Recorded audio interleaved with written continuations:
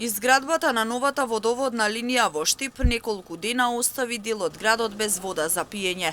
Во период кога водоснабдувањето се врши преку хидросистемот Злетовица, се постави прашањето зошто не се употребуваат резервните бунари.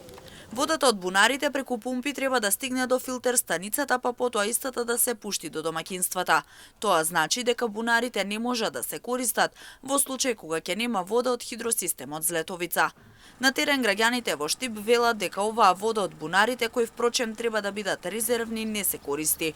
Но согласни се дека ако се преземат соодветни активности на терен, може да се стават во функција, со што навистина би служеле како златна резерва, кога во градот ќе нема вода.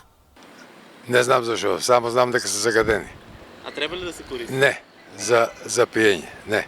И онака е таму, гледаш, се е раскопано таму ѓубре, бргалница не се гледа од вода. Тоа се улава. Ја мислам дека не. Ние не ја користиме никако водата за пиење, ние купуваме вода стално. Едино за да се преврие за некое јадење. А иначе не. Нормално мора да се очисти, сепа да се направи тоа да за пиење вода, кој ако не е чиста.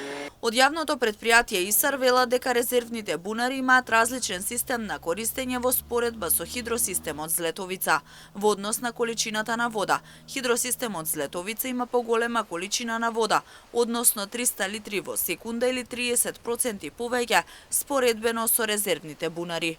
Оттаму посочуваат дека не се меша водата од хидросистемот Злетовица и водата од бунарите. Додаваат дека во време на криза и да има можност за користење на бунарската вода, најмалку една недела таа треба да биде само техничка. Затоа претходниот период се направија сите напори за општина Штип да биде една од 5 општини во кој вода за пиење ќе се добива од хидросистемот Злетовица. Бунарскиот систем на водоснабдување требаше да служи само како резерва.